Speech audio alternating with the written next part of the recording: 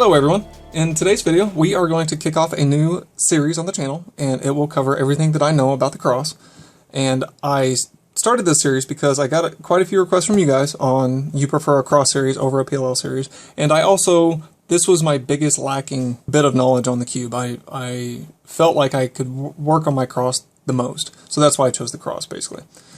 And what I did was I followed the same process. I tried to absorb the internet. I tried to watch every single video I could, all the reconstructions I could.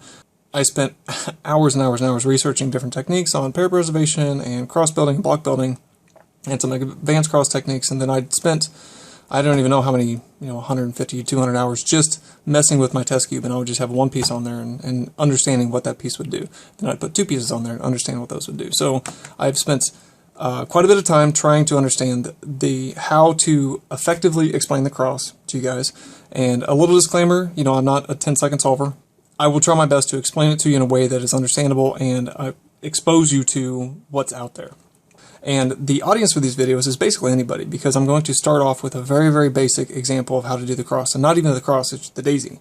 And then I'm going to go up to the most advanced that I can possibly teach. So the videos that we're going to cover there's going to be a video on the daisy, and a lot of you probably know how to do the cross, so you're probably graduated from the daisy since then, but I wanted to include this for one, thoroughness, and two, I have been teaching a bunch of very young people how to do the cube, and I needed a consistent way to teach them how to remember how to do the cross. The video after the daisy video is going to be a video that just covers the basics of the cross, solving on a bottom, solving relative to each other opposites, converting bad edges into good, those kind of basic concepts to help you make a more efficient cross. Now, I don't think there is a thing as advanced cross. A lot of people say, what's the advanced cross? Well, it isn't really a thing, because you were either doing the cross in 8 moves or less, or you're not. But there are some techniques that you can use to make a more efficient cross and to really understand how the pieces are moving around the cube, and this will transition into the following set of videos when we talk about pair preservation, X crosses, and those kind of things.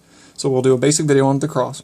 The next video after that will be a cross to F2L transition video, and that will discuss how to smoothly go into your first F2L pair after you're done with your cross. And it's important because it involves some pair tracking techniques. So by the time you're done with your cross, you know where two pieces are on the cube, and you just immediately go into F2L. So we'll cover a couple different tips and tricks for that as well.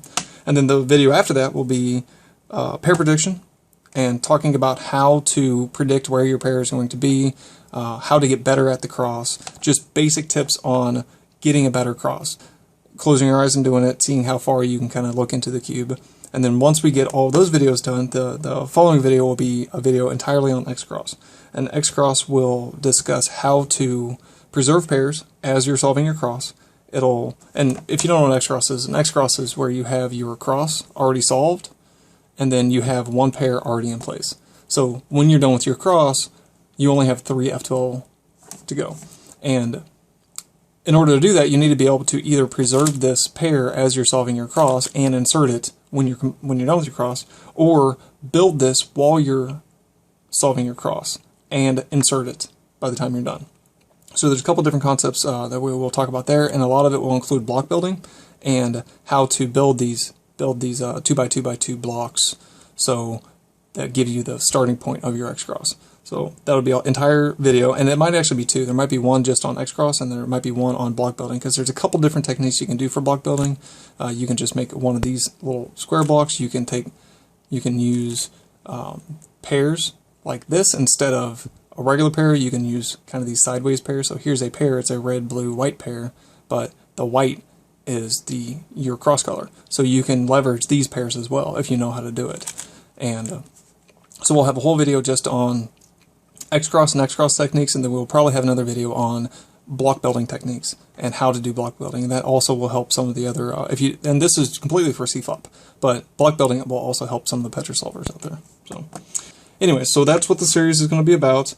I probably missed something. I'm sure I missed something, and the videos might not line up exactly how I said. On all my crosses, a couple basic things you need to know for the entire series. When we do some of the cross videos, we'll talk about speed and TPS versus move count, and what's actually more beneficial, because if you take 2 or 3 extra moves, but it's half a second faster, then the extra moves are worth it, right? But For most of these videos, I'm going to assume that we're doing unlimited inspection time, and I also suggest you get a test cube. These cubes, I have 2 Guhongs and a Sulong, and I think these 2 were $3, and this one might have been $3.50 or something. And the whole point is you buy 2 of the exact same cubes, and you peel off the stickers, all those stickers off of one of them, and then you put the pieces from the complete one into your test cube, so you can see all the pieces you need. So if you want a cross test cube, you can just, you can only see the cross, and it's less clutter on the cube, so it focuses your attention on the pieces that you care about. So it's a learning tool. And I use this in my F2L video and my OLL video, so I'll be using this as well in this series. And just get a test cube, and they range from $3 to $5, but you can find basically any $3 to $5 cube will do. Just peel those stickers off one of them and put the pieces from one onto the other one, and you have a good test cube. Okay, I think that's it for the intro video. I look forward to this. I've been working on this for a while, and I'm really excited to get started. If I missed anything obvious, or if you guys have any tips or suggestions or things that I forgot, let me know in the comments. And until the next video, happy cubing!